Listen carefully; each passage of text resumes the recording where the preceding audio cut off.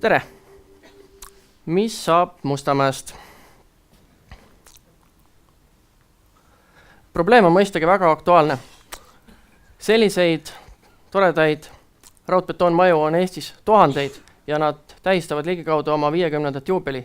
Ja mulle meeldib tuua see paralleel inimesega, et see on nagu üks inimene, üks tore mees või naine, kes on just tähistanud oma 50. juubelit.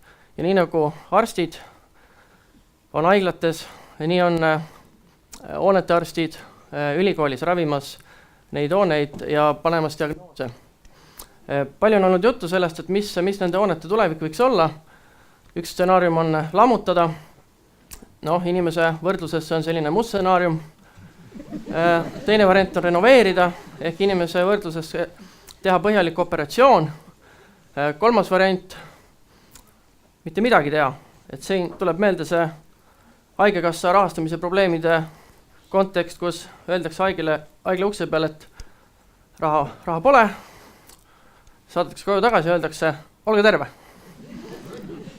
Ja neljas variant, et äkki siis hindaks detailselt seda renoveerimisvajadust, ehk siis inimese võrdluses paneks nagu selle diagnoos, teeks kõikvõimalikud uuringud, vereproovid, analüüsid, diagnostika, et mis see tänane olukord on, kuidas see tervis on.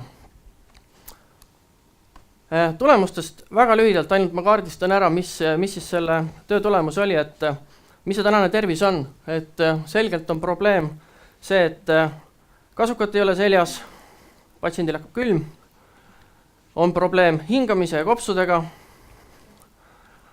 osad kehaosad jäävad külmemaks, varbad teate ise, hakkavad kõige ennem külmetama.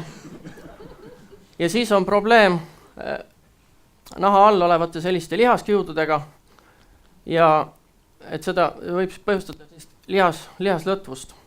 Ja see, mis tänaseks nagu täiesti selge on see, et tervis ei ole korras ja see stsenaarium, et teeme mitte midagi, saadame patsiendi koju ära, see ei ole enam laual, midagi tuleb teha, see on päev selge. Nüüd on, kuidas teha, et siin ma siis saan pöörduda ettevõtete poole, meil on see tohutu elamufond, tuhanded raudbetoon suurpaneel elamud Eestis, need tuleb teha korda. Lisaks senistele lahendustele, et on krohvitud soojustus, pakume välja ühe uudse lahenduse, et sellisest majast ennem võiks saada selline maja pärast ja meil on üks rahvusvaheline koostööprojekt käimas, kus me selliseid lahendusi täna uurime, et tehases eeltoodetud elemendid koos akendega soojustatud tehnosüsteemid saab integreerida ja need siis paigaldatakse hoonele külge.